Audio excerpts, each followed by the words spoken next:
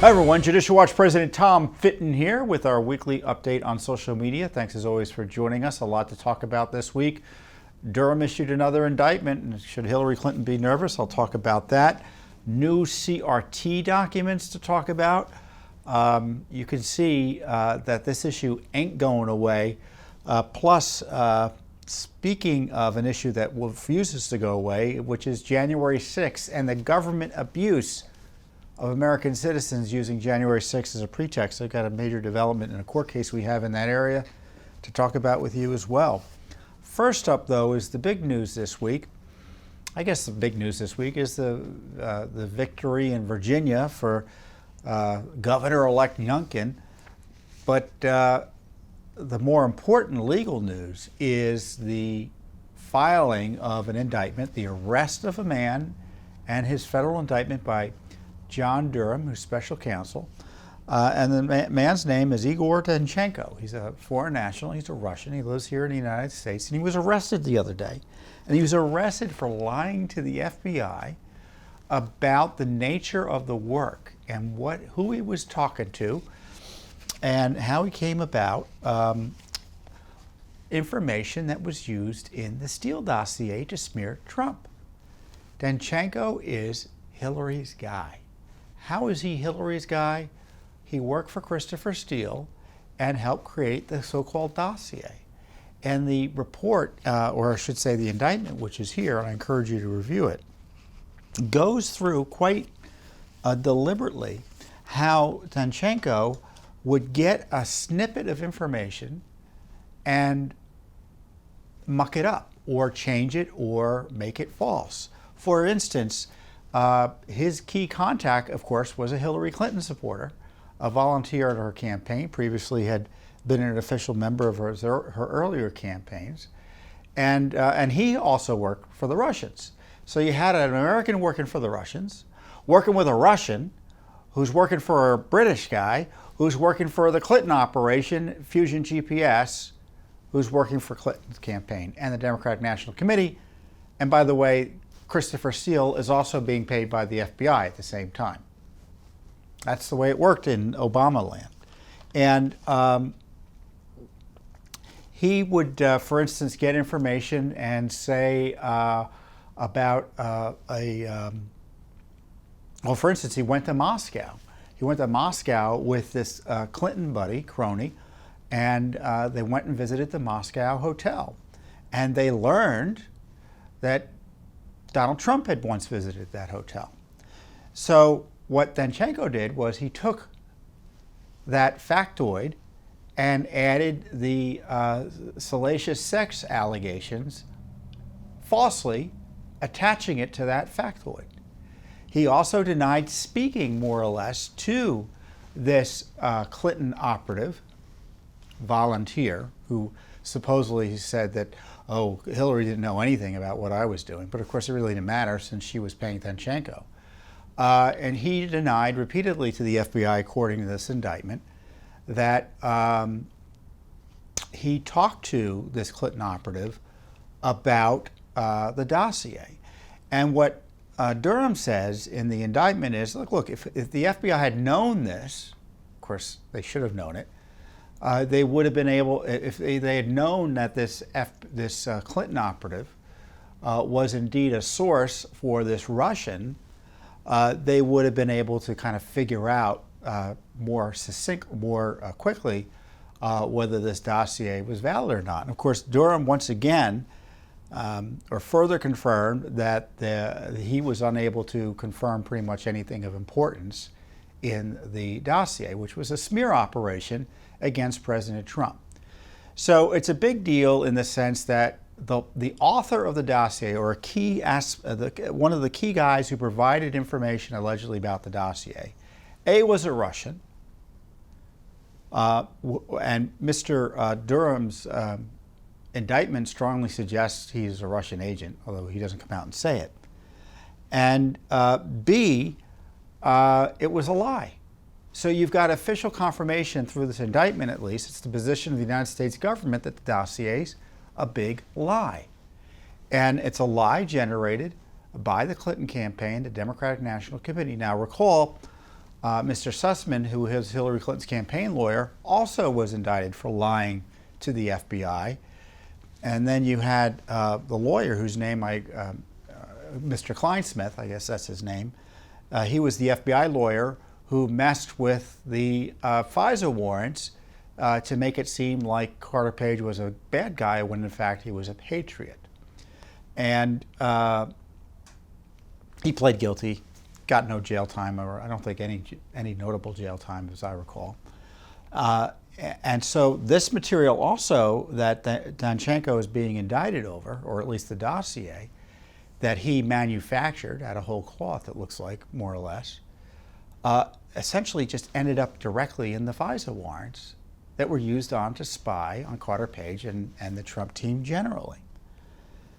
So this whole spy operation was the result of a big lie orchestrated by the Clinton operation. And what I would highlight is it's not just the Clinton operation. The FBI knew about Danchenko's lack of credibility 4 years ago, 2017. I mean, they were questioning, he should have been indicted 4 years ago. But the FBI at the time was, I guess it was run at one point by Comey, and then by McCabe, and then by Wray. They were just desperate to get Trump. So they weren't going to go after and blow up the dossier. Mueller wasn't going to blow up his dossier by highlighting the fact that it was a big lie, and they knew it was, and there were crimes committed in the investigation of it by the liars in the Clinton operation. They weren't going to blow the whistle on that. So the crime is, in my view, the crime is even worse than what the indictment's about, because the indictment just focuses on the guy, Igor Danchenko. It doesn't focus on those who knew he was lying and yet pretended what he said was true. So that, to me, is the big question. Is Durham going to go after people in the FBI and elsewhere who ran with this despite knowing it was true? And I was on Fox today, and I made the point. I said, look, in politics, you say things about your opponent, and oftentimes it's lies. That's what happens in politics, and you kind of understand it. It's not appropriate, it's not right, but that you understand. But when you get the FBI involved, and you knowingly say these lies to the FBI, there's the problem, and that was Danchenko's problem. But on the other hand, if I'm Danchenko, I'd be like, well, or Christopher Steele, assuming that he gets, I don't know if he'll get indicted eventually on this. And I'm the defense attorney. I'm going to say, oh, well, I'm lying to the FBI. The FBI, they all knew what I was doing. They're my co-conspirators. And that's the dirty little secret to the Durham investigation, is that the FBI at the time was also paying Christopher Steele in 2016, who was paying Danchenko to make up the lies. And they all knew Steele was a bad guy. They fired him as an informant, yet they tried to bring him back in. And the reason the FBI was even talking about Danchenko and trying to run the dossier down was because they were desperate to get Trump. So, the crimes involved in the dossier, I think, are readily apparent. And the other big deal here, which is Durham is yet to touch, and I hope he does, is that the other part of the crime is that the FBI and government officials knew there were lies and continued to maliciously prosecute and target Trump anyway and spy on him anyway, and people close to him like Carter Page. So that's the story. Now the question I have is, when is Hillary Clinton going to be questioned by Durham? How many Hillary Clinton campaign operatives have to be indicted? One of her top lawyers, her campaign's top lawyers, was indicted. Danchenko, I guess, 2 rungs away from her, 2 or 3 rungs away from her. What did she know, and when did she know about the dossier? Huh? Has Durham asked her that? Last time I checked congressional testimony on this issue, I think Glenn Simpson, who runs Fusion GPS, was being questioned on what he told the campaign or whatever about the dossier. And I think what he was told Hillary Clinton about that, and he refused to say. So that, to me, is a key question. Why hasn't Hillary Clinton been questioned? I'm assuming she hasn't been questioned. and Durham should take those next steps. So this is just another step forward in highlighting the criminal campaign against Trump. And it highlights how it was this unholy alliance between corrupt FBI officials and investigators, the corrupt Justice Department, the corrupt Mueller operation, and Hillary Clinton's operatives at Fusion GPS. We already have an indictment of the top campaign lawyer, or one of two of the top campaign lawyers at the firm that hired Fusion GPS. We have the key source, the key fiction writer for the dossier indicted for lying to the FBI about where he was getting the details and who he was talking to about the dossier allegations, which were obviously fraudulent. So what next? What about Hillary? What about those who signed on to the FISA warrants? Extraordinary FISA warrants targeting an incoming president and then the president of the United States. Extraordinary. So that's what happened. And just so you know, Judicial Watch has uncovered much of what we know about the corruption related to the FISA warrants. You know, Nunes got the ball rolling on this. Devin Nunes, who was he was chairman of the Intelligence Committee then. Now he's ranking member. But Judicial Watch uncovered that Steele was being paid by the FBI. He met with the FBI 13 times in 2016. 11 of those times he was paid. We uncovered how Bruce Orr, remember Bruce Orr and Ellie Orr over at the Justice Department, told the FBI that, you know, look, they had an axe to grind against Hillary. They were her political opponents, or her political supporters. Excuse me, the exact opposite. They had an axe to grind against Trump. They supported Hillary Clinton, which further undermined their credibility. And stuff wasn't checking out. We have the documents showing the stuff wasn't checking out. And plus, we got the FISA warrants declassified. First time in the history of man it's ever happened. So in many ways, Durham is like following our lead. 4 years too late in many ways. Is it a day late and $1 short? I would suggest it is in some respects, to be a little negative here. Because, you know, they hamstrung the Trump presidency. They protected Hillary Clinton from being prosecuted for her corruption. They went after Trump with an abusive impeachment as part of this conspiracy against him. And frankly, the second impeachment was about the first one as well, despite them pretending to be about January 6th. It was just another pretext to harass Trump. And it hasn't stopped. He's still being harassed by prosecutors, in my view.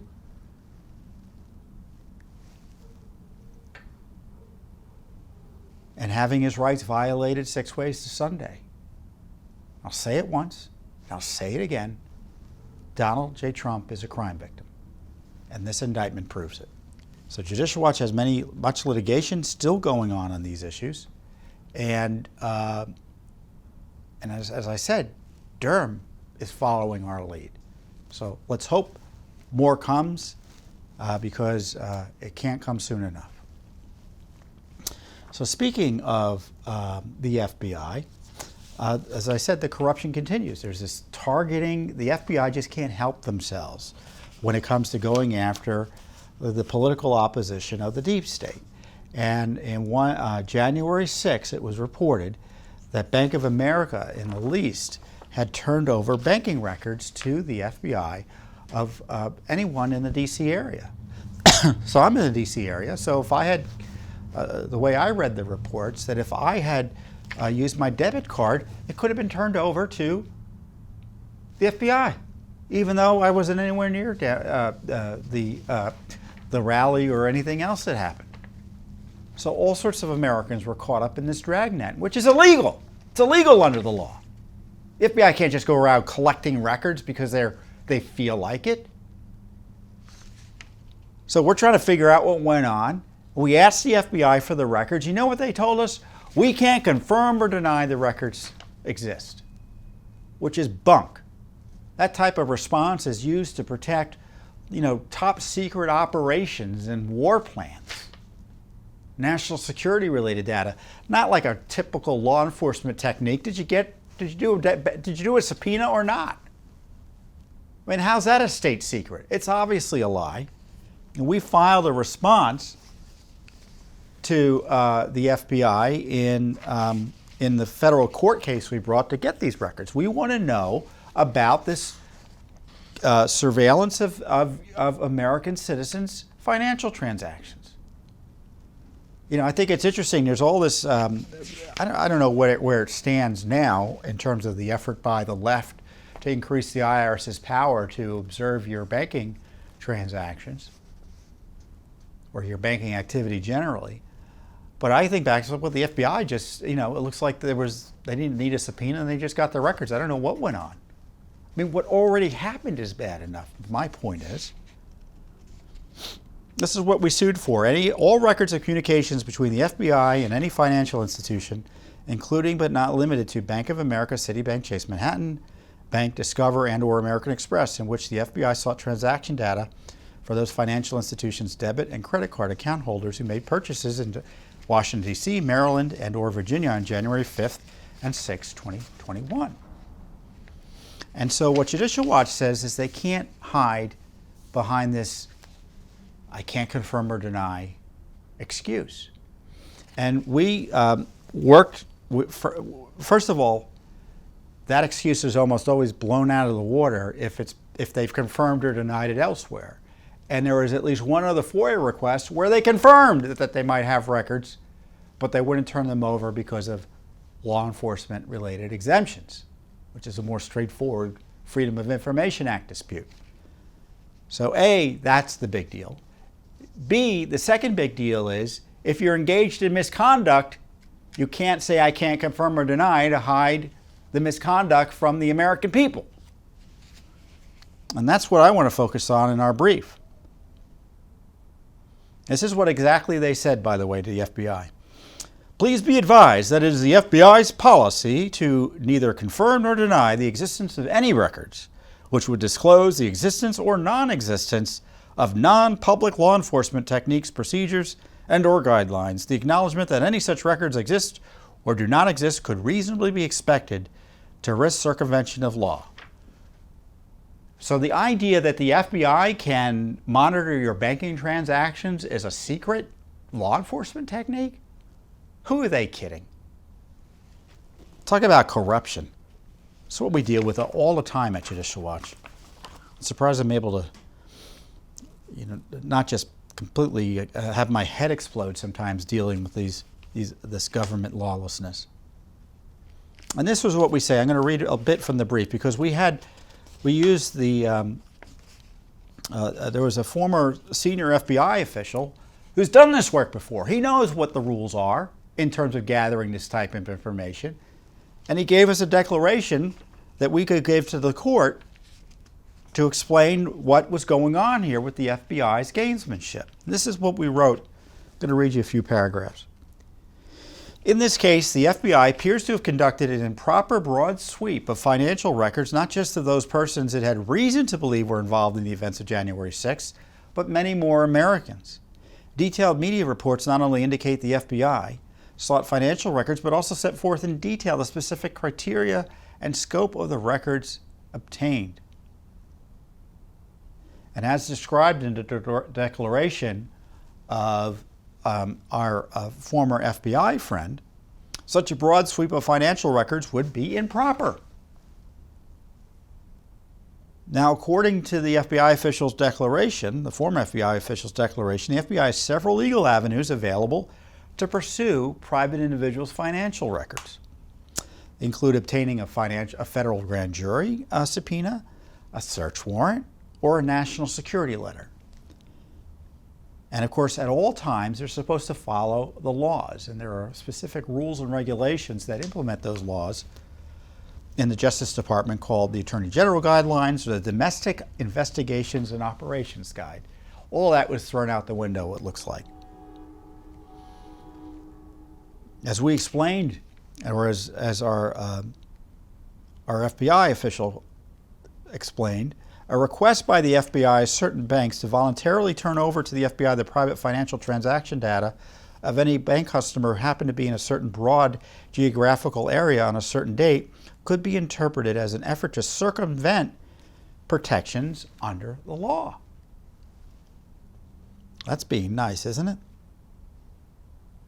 This is because, as set forth, I said, by those Attorney General guidelines, the FBI may not collect and store intelligence information on an individual, especially when that individual is a U.S. citizen, without articulating reasonable suspicion that the individual was or is or about to be engaged in violation of federal law.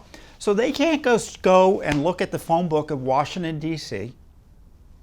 I guess I'm showing my age. There are no such things as no more hot phone books anymore, right? And just compile a file on everyone in the phone book. Well, that's what they did, it looks like, potentially, in gathering all this financial data of anyone who actually engaged in financial transactions on in or around January 6th. They just can't keep a file on you without having some fair understanding that you may have committed a crime or could be a suspect or someone important to an investigation. A blanket sweep of all bank customer transactions in a certain area at a certain time does not meet the bare minimum reasonable suspicion threshold, since a significant amount of data would logically include innocent and lawful transactions the FBI does not have a right to collect. As a result, the requests by the FBI for voluntary cooperation by the banks would net information the FBI would not otherwise be able to legally obtain. If confirmed, the FBI's efforts would constitute an extra-constitutional workaround that potentially enabled inappropriate government surveillance of lawful activities. There you have it. That's the 1/6 investigation that needs to be done, and Judicial Watch is doing it. So as Pelosi continues to use 1/6 as a pretext to harass Trump supporters and try to criminalize objections to the way the elections were conducted in 2020, Judicial Watch steps into the gap to find out what the FBI was doing to spy on American citizens whose only crime was being a resident of the District of Columbia or Maryland and Virginia and engaging in a financial transaction.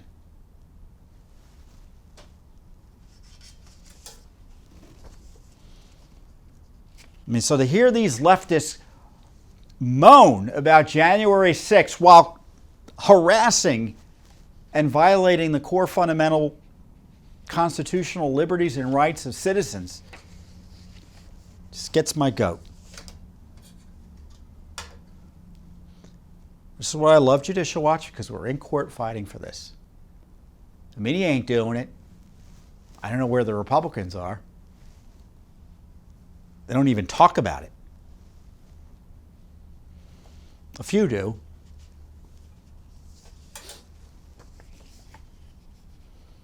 They're the exceptions that prove the rule in terms of the leadership of Congress, both Republican and Democrat. I don't know what's worse, one party that targets the opposition or the other party that lets it happen without much objection. But this is why Judicial Watch is so important, because we step in irrespective of party. So I don't know how the court's going to rule here. Let me see what this filing is called. Plaintiff's memorandum points in opposition, motion for summary judgment. So I guess the government will reply to this, I think, and then the court will rule. I don't know how long the court's going to take to rule. It's I think it's before Judge Lamberth, so we'll see what happens. We'll see what happens. So if anything happens, I'll let you know. But in the meantime, you can read this material, and I encourage you to do it and to share it and educate yourself and your fellow Americans about what we're doing here. Because what went on and is going on related to January 6th makes what went on in January 6th really seem inconsequential, because it's the governmental abuse using January 6th as a pretext that's the big issue now. So as I said earlier, the big news this week was the election of Governor-elect Youngkin in New Jersey. And Okay, now I'm conflating the states. Youngkin won in Virginia. And in Virginia, Loudoun County and the state generally was aflame because of CRT and extremist transgender activism that raised safety concerns about the schools. And the CRT raised objections by parents who didn't want their kids being called racist or being told America is the worst place since Nazi Germany. Americans and parents in Loudoun County and frankly all over the country don't want politics in the school, and they don't want commie politics in the school, if I could be blunt. This repackaged Marxism, you call it whatever you want, diversity, equity training, cultural responsive training, anti-racism, it's all code. It's not even code. It's just other names for critical race theory and repackaged Marxism. And Judicial Watch got a boatload of documents from Montgomery County. Now, Montgomery County is the county just northwest of Washington, D.C. So, across the river to the west is Virginia, and to the north and the west and the east is, and I guess south, is Maryland. That goes around the diamond there. I call it, the capital is shaped like a diamond, at least part of it. And so immediately north is Montgomery County, which, Loudoun County is one of the richest counties in the country because of its proximity to Washington, D.C. and the seat of government. And Montgomery County is similarly prosperous. But it's controlled by the left, which is fine. I mean, that's the way politics is locally here. But, they can't, in my view, abuse the rule of law, abuse our children with this racist claptrap. And we've got these really outrageous documents talking about restorative justice and psychoeducation, which is more about critical race theory and getting kids to be turned into Marxists than anything else. And I'll read you some of the materials that we got. We received 2 sets of new records related to the teaching critical race theory in Montgomery County Public Schools, which is immediately to the north of D.C., but it's also the biggest county school district in the state of Maryland. So it's a big school district. So the headline is there's this far left book called Anti-Racist Baby. It's critical race theory laden material, and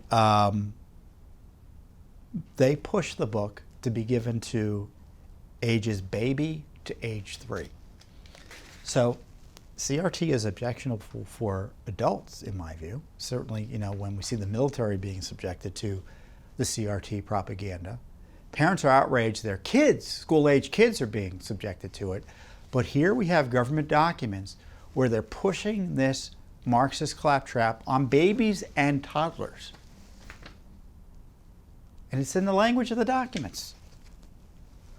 And I'm going to read some of this material because I don't trust you to read it. So I'm just going to read it for you because I know the way life is. You want to hear it read for you. And it's a good way to educate. So there's this educational let's see. So the Associate Superintendent for the Office of Shared Accountability. I mean, if that doesn't tell you there's trouble afoot, I don't know what does. I mean, where do they come up with these titles and organizational subcomponents for school districts? Shared accountability. I don't even know what that means. I keep on looking at my colleague, Troy, here, and he's shaking his, he's like, I don't know what it means. So she's advising principals about all of these various trainings, including a website for staff, students, and families that highlights ongoing professional learning opportunities for the virtual opening of schools. This is in August of last year. And of course, one of the big deals is equity, which, as I've told you, is it's not equality. Equity is essentially Marxist. It means everyone must have the same stuff. And if anyone's more successful than someone else, that person has to have material taken away from them and given to the other person. And in the school environment, that typically means that students who are successful and programs that are geared to helping children succeed are to be eliminated. So no one has access to special enrichment. Everyone's equal in outcome, which is the heart of communism. And this is what she says. The professional learning opportunities are grounded in equity and social emotional learning. Now, we could go on, I guess, I could do another 2 or 3 more segments on social emotional learning. But I have a feeling to say it is to condemn it, isn't it? So I probably don't need to explain it to you. To ensure that equitable environments are established in the virtual and traditional learning spaces. Professional learning opportunities will be updated throughout the year, so please check back. Including in this is there's an instructional video for teachers on COVID-19/social justice. You can imagine where this is going, in which the presenter first instructs teachers how to set up a Zoom classes for students and how to make sure the kids don't say what they're hearing, because that's dangerous, as you know. And this is what they say. In a slide entitled COVID-19 and Social Justice Surrounding Racism, this is the response that's scripted for teachers. We are currently living through a dual pandemic with COVID-19 and the systemic and structural racism occurring worldwide. Did you know that systemic racism is a pandemic? Well, that's what the left is teaching your children. A pandemic is defined by an outbreak of a disease. This is what they think of their opposition. Diseased, that occurs over a wide geographic area and affects an exceptionally high proportion of the population. As you can see from this slide featuring a Black Lives Matter protest poster, both are affecting lives of people in our community and around the world, part of which we will discuss today. Will surround facts about COVID-19 and the social justice movement in our country. How is that not politics? How is that not Marxist politics? And this is what I love. They have their little politicos, their little comrades ready to step in if a teacher gets out of line or isn't with the program. Please be available to coach and or co-teach with a staff member that may not be at a place on their anti-racism journey to effectively teach that section of the lesson. So they don't want anyone who hasn't drunk the Kool-Aid teaching the kids.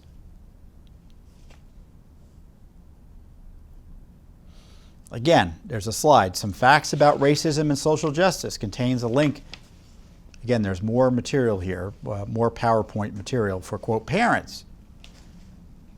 Some facts about racism and social justice contains a link to a video called Anti-Racist Baby, which is based on a book written by Imran X. Kendi, who is a very controversial CRT promoter. Although they say, of course, no such thing as CRT. So just so you know, I suspect it's just going to be a matter of weeks before videos that allege that CRT is in the schools get taken down, and other posts get taken down by big tech enforcing the communist suppression of free speech in this country. So, I'm going to say it. It's in the schools. We've got the documents, but that's not going to stop them from suppressing the truth. And as I said earlier, the teacher's notes advises teachers that Anti-Racist Baby book introduces youngest readers to the concept and power of anti-racism and says it's the perfect gift for ages baby to age 3. So they're pushing this garbage on children. Now, the left says, how could you be against being anti-racist? Because, again, it's a term of art. It's like Antifa, anti-fascist. They think everyone who doesn't share their political values is racist. Or in the case of Antifa, everyone who doesn't share their communist political values is fascist. So when you hear leftists talk about anti-racism, they're talking about revolution. They're talking about America being foundationally corrupted by racism and the system needs to be overturned. But they want to teach that to babies. I don't know. My wife and I raised a few babies. I don't think they would have understood this, but it shows you how crazy the left is that they think babies are going to be reading this anti-racist baby book. I don't know. Maybe some parents would start reading it to them out loud. I don't know. Turning them into red diaper babies, as they used to be called. A slide titled "Secondary: A Brief Anti-Racism Glossary" notes systems of oppression identifies inequity by calling attention to the historical and organized patterns of mistreatment. In the United States, systems of oppression, like systemic racism, are woven into the very foundations of American culture, society, and laws. That's what they think of your country.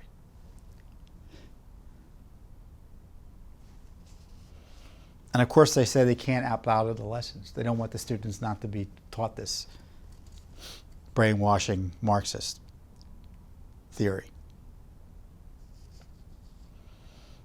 Again, COVID-19 and social justice. There's another PowerPoint presentation geared at 3rd through 5th graders, babies.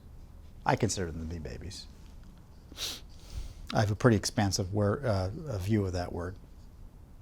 People in African American and Latinx communities. Latinx communities. I know a lot of Hispanics who are offended by that. But the left doesn't care. They just make up terms to separate and segregate people. Have been more likely to get sick from COVID-19 because of how racism and unfairness impacts their lives. What is the science behind that? There's no science behind that.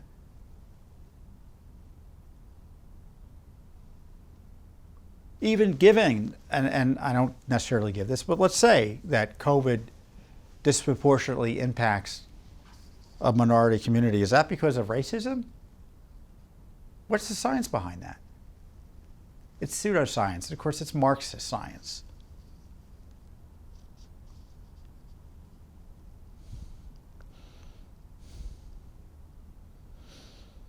High school psychoeducational lesson. Now, I didn't go through to see what even psychoeducational meant. But like I said, I don't need to hear anything other than the word psychoeducational to know that I oppose it. We want our children to learn how to read, write,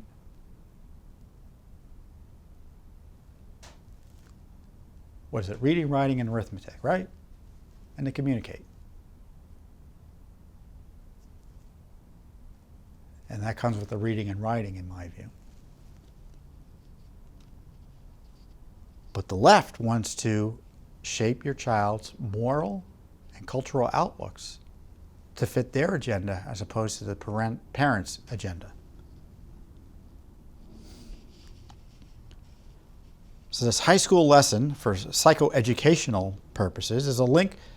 They provide a link to educator and caregiver learning guide from Disrupt Text. Disrupt Text sounds like that's communist revolutionary language. For the book titled, again, Anti-Racist Baby.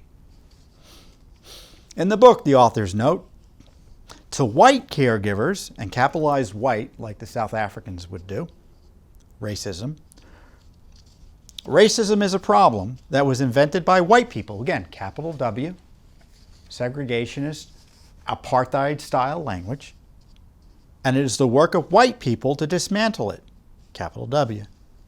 The authors add that it is the responsibility of white caregivers to study whiteness. This is racism, and this is not, what they're doing here is obviously an abuse of children, but it is unlawful in the sense that our laws have 50 years of structure set up to prevent racist, segregationist, discriminatory, hostile atmosphere based on race activities from taking place in our schools. And they're upending all of that.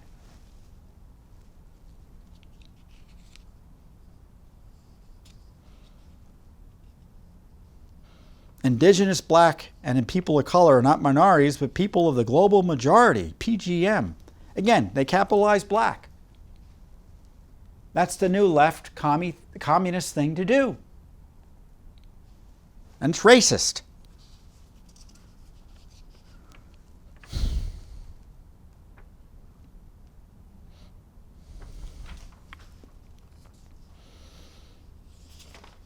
I could go on and on. I just want to end with this. Well, I've got three more things to say, because this stuff really gets me going too. There was a draft activity included in this records called for an assignment titled Personal Identity Character Sketch. This is really evil. In which students were told to, quote, focus on the intersectionality of your culture and another way you identify yourself, your race, ethnicity, gender identity, sexual orientation, class, or other identity factor not listed here. So this is what they do, is they try to take personal identifying information about children and misuse it. First of all, kind of pressuring them into potentially identifying as things they necessarily don't identify as. So there's this kind of that agenda there. But secondly, using whatever they identify as, very personal to them, as a way to leverage a change in their thinking on political issues. So the Marxists, they initially focused on class. Now they use all sorts of other categories to generate support and energy for the revolution. And that's what they're doing here. By gaining private information from children and using it against them. I mean, I encourage, as soon as I said it, you know what image popped into my mind? Winston in Big Brother, 1984. It's not Big Brother, but where the character, the protagonist, had personal information used against him to brainwash him for the totalitarian regime of the antagonist.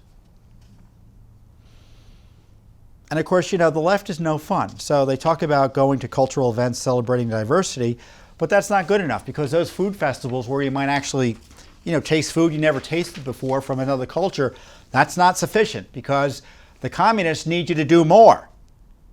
Although these events have the potential to bring people together across differences, they do not have the potential to address injustices such as racism, sexism, classism, or homophobia. So don't go to those food festivals anymore, kids.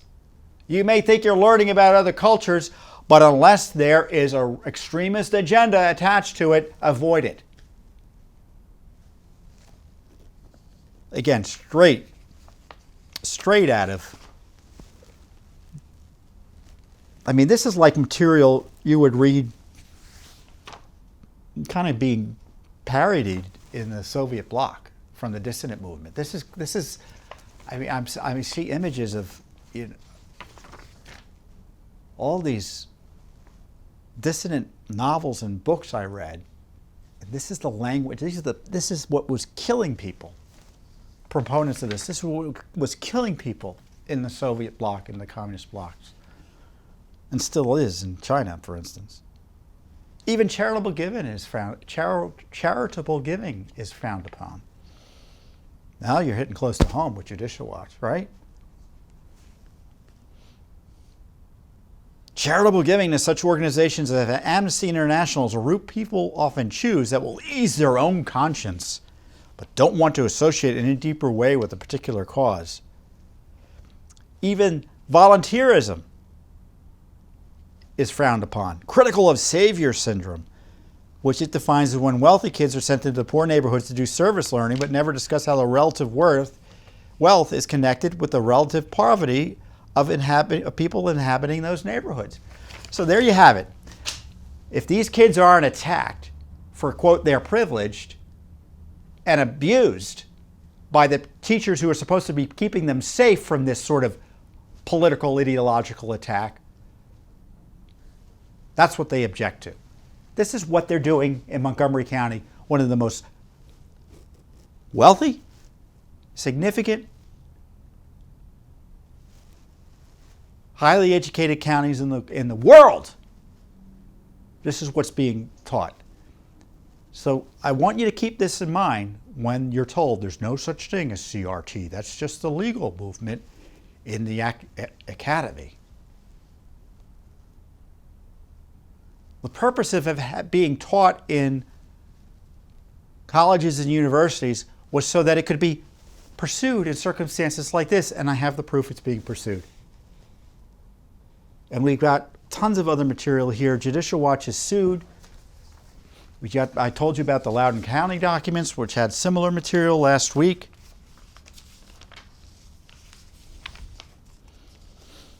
Again, Montgomery County, we had previous documents, anti-racist system audit. They had segregated affinity spaces up in Massachusetts. In Rhode Island, they talk about emphasizing collectivism over individualism for teachers. And Lord help you if you object to this. We're representing a coach, Mike Flynn, Durham High School in Massachusetts. He was fired from the football coach position because he objected to his daughter being taught in her middle school the CRT, Black Lives Matter propaganda. I mean, that whole system was so obsessed with the issue, they wanted to impose it on the football team because they thought the coach wasn't a team player in that regard. So they fired him for exercising his rights as a citizen and a parent to object. And we have a lawsuit on his behalf, a civil rights lawsuit. So we're not just trying to get the documents out and exposing what CRT is about. And I tell you, we are overwhelmed with parents seeking our assistance in getting these school districts to fess up and give us the documents like we're able to get here. And we're happy to help where we can. So I encourage you to reach out to us if you're running into issues in your locality. So again, this is what I love about Judicial Watch. We do this great work. We're in federal court. We're trying to protect the children, trying to protect civil rights, trying to hold our federal government to account, all while trying to preserve our constitutional republic. And dare I say it, there's no one else doing this type of work as well and as effectively as Judicial Watch. And I encourage you to support our work at judicialwatch.org. The left doesn't want you to support Judicial Watch, but I think your nation is best served and will be well served by any support you're able to give to us. With that, I wish you the best, and I'll see you here next week on the Judicial Watch Weekly Update.